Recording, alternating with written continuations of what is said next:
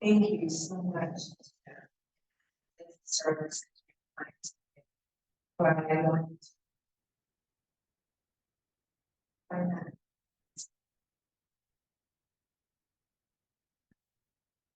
Taking a deep breath in, breathe in the air of God, the air of the I know there is one source, one divine, one principle, and I know that I am connected. And I know that you are. As I speak these words, I invite you to take. I know that through this source energy, all is possible. I know that this source energy is divinely expressed as an individual in each person, and that individual expression is that. I know that through source all is possible. That source is by which manifestation occurs.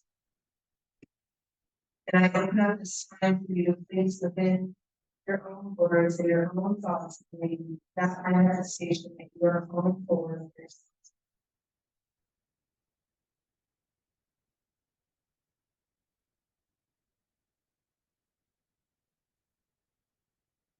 I call forth for myself the divine expression of gratitude and hope, knowing that through source all is possible.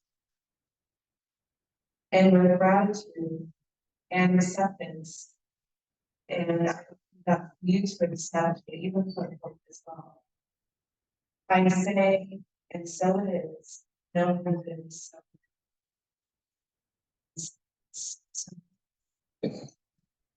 And now let's go into a meditation. So finding that center place again. I invite you to take a deep breath in. And as you release it out, allow your hands to relax. Allow your shoulders to relax. Allow your jaw to relax. Moving into that relaxed space.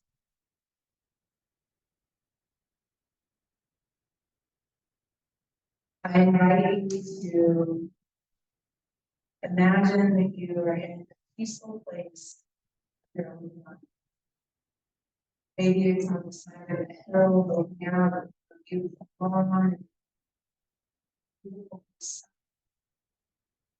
Maybe it's on a beach in the ocean. Maybe it's in a beautiful meditative.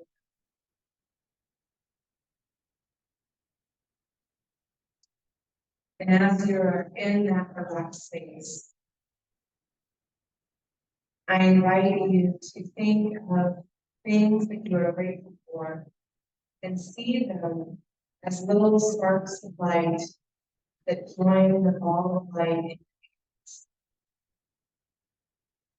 Maybe you're grateful for where you live. Maybe you're grateful for the people that you love. Maybe you're grateful for the work that you do.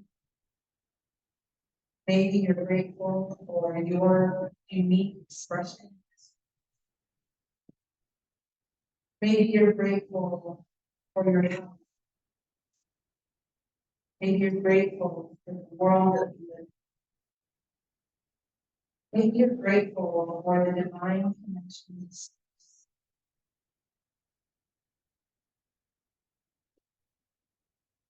And as you find each one of those things that you're grateful for, see the ball of glowing light getting bigger and bigger.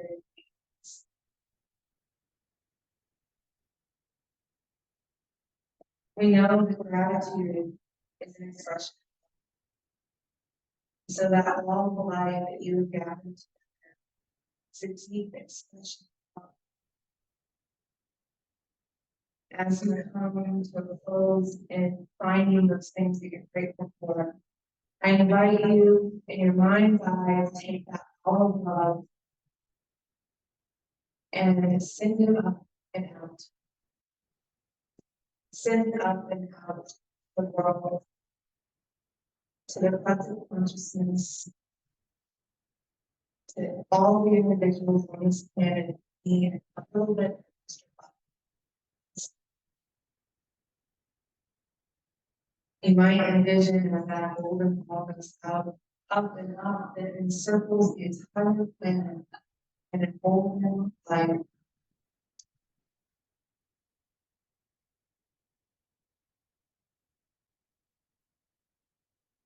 And as you do that, remember to accept some of that love.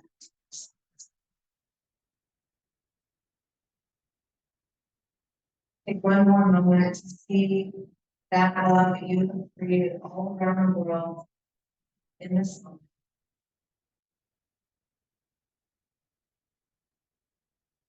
And now I invite you to come back to this now moment, come back to this physical space. Let go of your fingers and your toes. Take a deep breath in, let it out. Open your eyes. Open them. And now I am going to invite you back up to do our guided.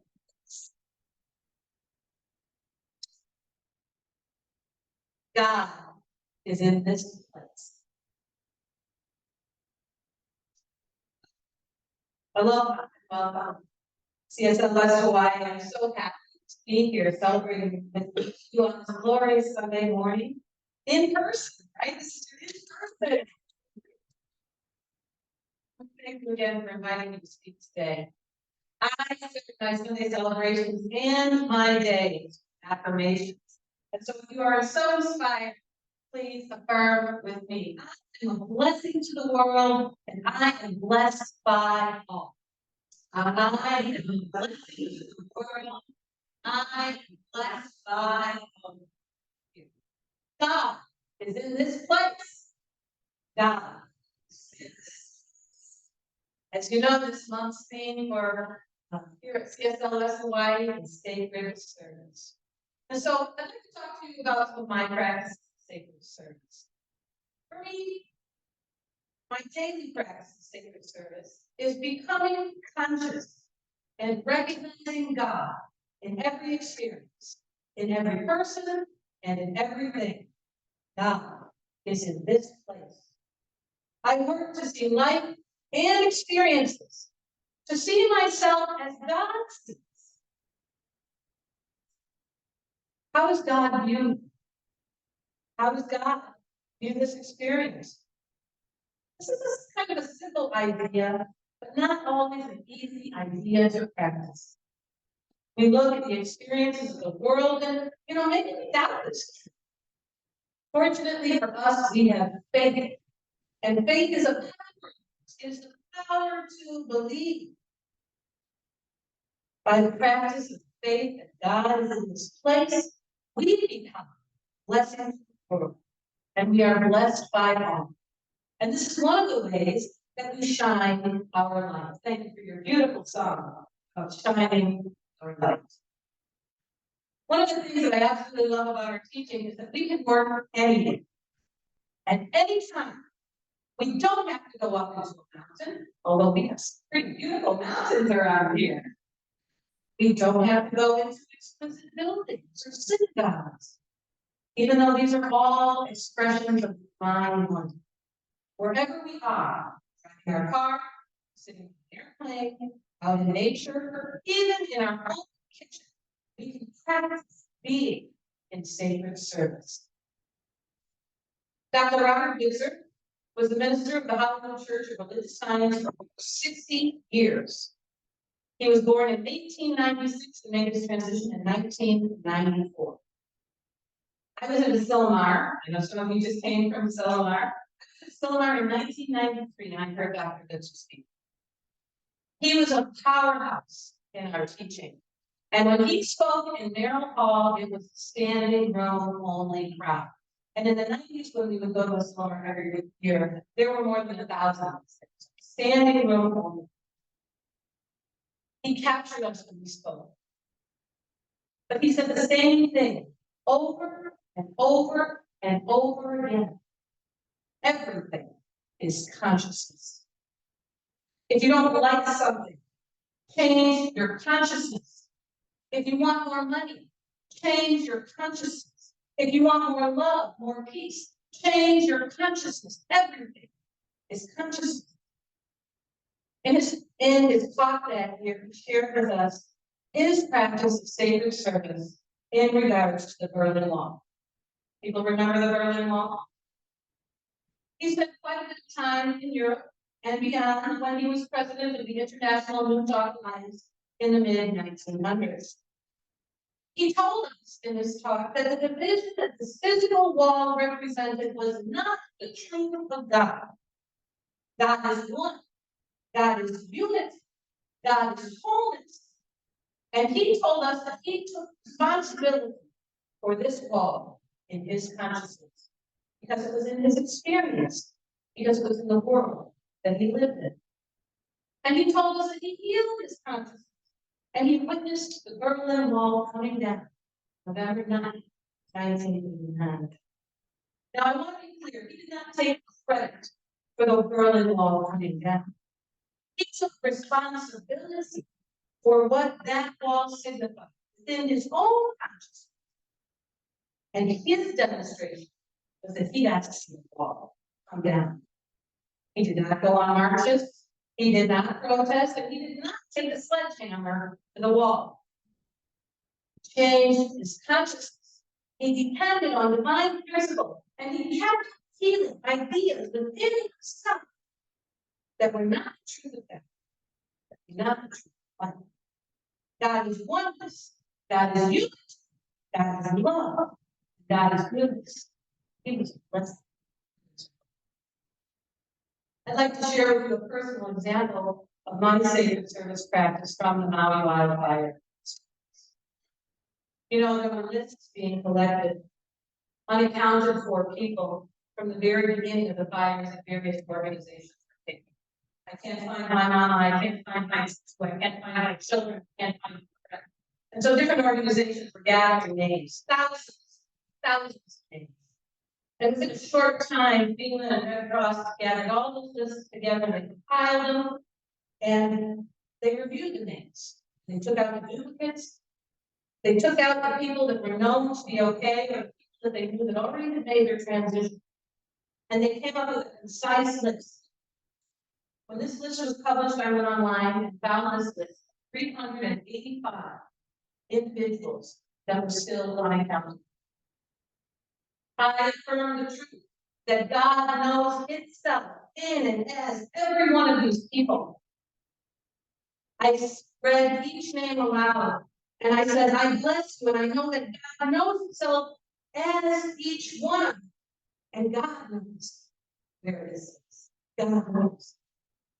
The next update, the list had dropped by. But it also gained some names, because other people said, oh, wait, I'm missing this one, and this one's still missing. So the new count was 388. I kept affirming the truth. God knows himself in and as every one of these people. God is in this place. Do you know, as the weeks went on, those thought dead dropped from 115 to 99. All the ones that I did. And the number of unaccounted for people dropped from thousands to 388. And in my last time I saw, there were 5. The idea that kept coming to me as I was doing the spiritual work was from Luke chapter 12, verse 7. But even the very hairs of your head are numbered. Fear not, therefore, you are more valuable than the sparrows. Even the very hairs of our head are numbered. When I would see pictures of families on the news, I would remember life provides for itself by means of each and every one. Life provides all needs now. With each passing day, as I was feeling my consciousness, I would see how life was provided. Even though I lived in PA, and I was not harmed by the fires that were in Lahaina and Kula, This was in my consciousness. I did this work for myself, and by so doing, others were blessed. I did this for my peace of mind, for my expansion in consciousness, that life provides for itself in and as every individualization of itself. As I was inspired, I gave in different ways on the physical level. We donated money to the Red Cross, we donated clothing, we donated food.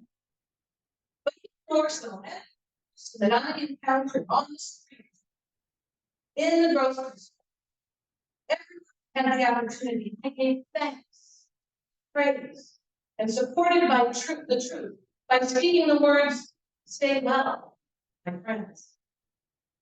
With all the good work the master teacher did, turning water into wine, healing the sick, feeding the multitudes, and raising the dead, the master teacher said, even greater works. He also said, of myself, I do nothing. It is Father within that does the work. One of my teachers was Dr. Carlton Whitehead, and another one of my teachers was Reverend Harry School. And when they would teach class, they would put their hand up, they would wiggle their little finger. Everyone put your hand up and wiggle your little finger. And they said, we do not even know how to do this. The smartest doctors and scientists don't know how to do this, to make the muscles move, the tendons, the skin, the bones. There is something else. And that something responds to our thoughts. We think, middle finger. Being in sacred service to me means that every day I give myself opportunities to pause and look at life and see it as God does.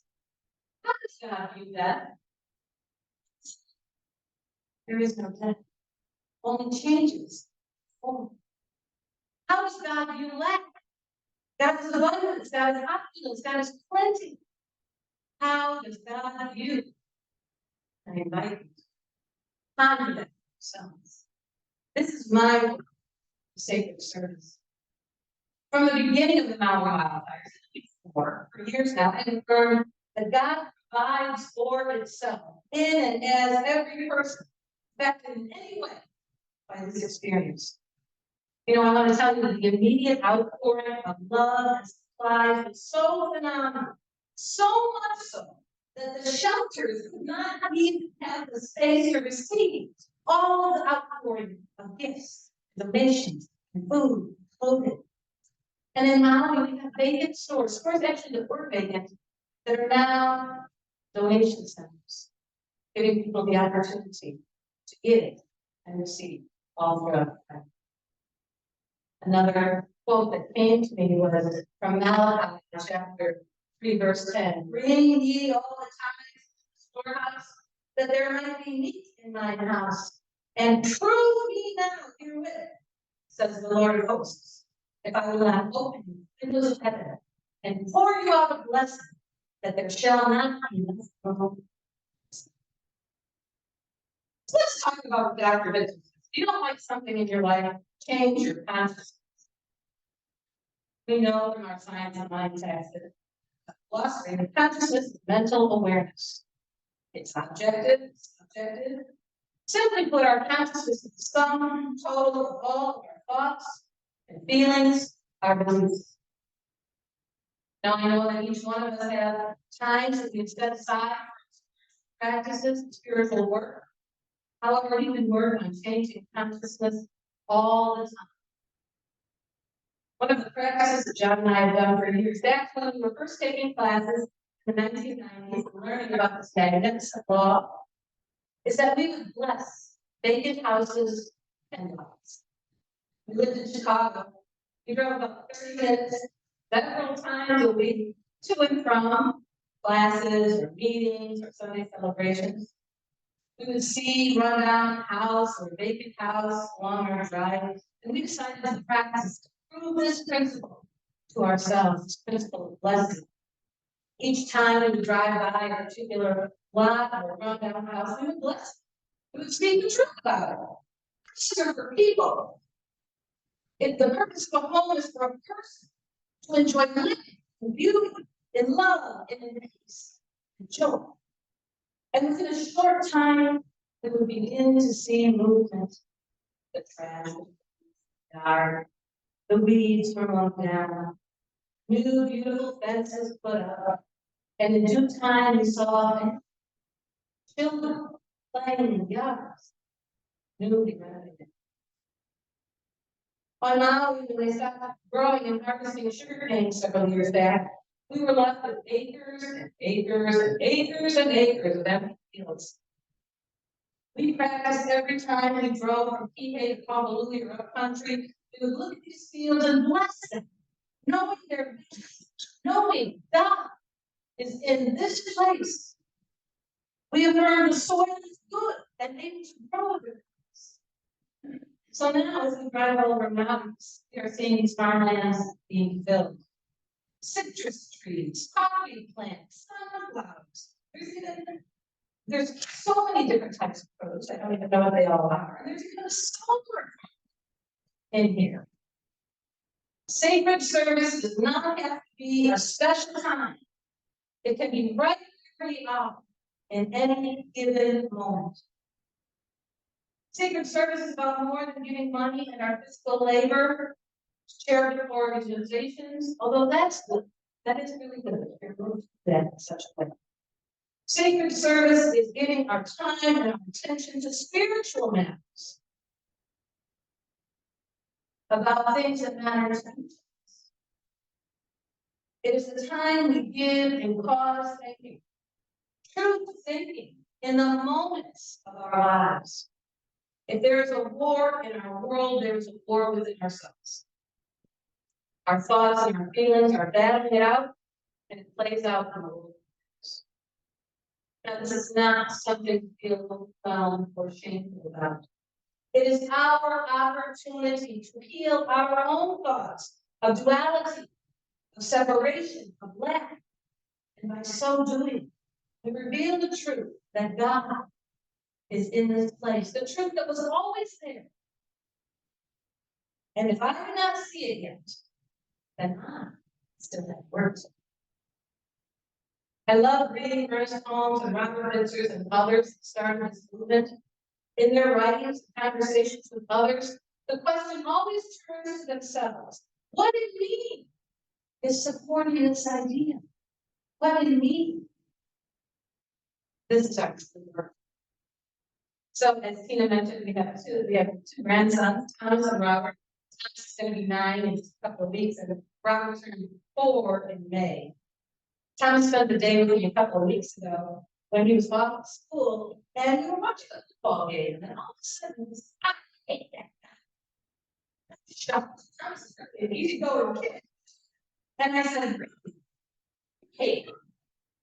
Thomas says, well, hate is a strong word. Don't like when he. I took this opportunity to teach the Savior. I let him know that hate is more than just a strong word. Hate causes physical changes in our body and actually hurts us from the inside out. It is perfectly okay to not like what someone has done or someone has said or what someone has chosen to do, but hate is hurtful first to us, and then to others, and then to the world we live in. I told him that hate is how wars start. This gave me the opportunity to ask myself, why hate anyone? What am I talking about Russia and Hamas? What am I talking about Ukraine or Israel? What am I talking about Biden or Trump? What about telescopes on Mauna Kea? What about tourism? Water flow for farmers and native Hawaiian homes and spiritual practice? The master teacher's words echo in my thought. The master teacher's words echo in my mind. Even greater things will we do. There's a law of harmony. There is a law of harmony. And the law of harmony reveals oneness, the unity of all. The law of harmony expresses that any action that truly benefits one benefits all.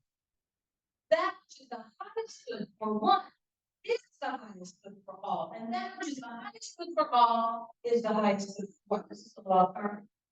Why is this so? This is so because we live in a spiritual system with unity, its principle, one mind, its action. This comes from creative meditation by Dr. Carlos White. To gain at another person's expense is impossible. Right action is occurring. We recognize this law of right action. We may only see in part. And this is when we go to our principle. God is love, and God is love. Another profound idea in our teaching is that the only person that I need to convince is myself.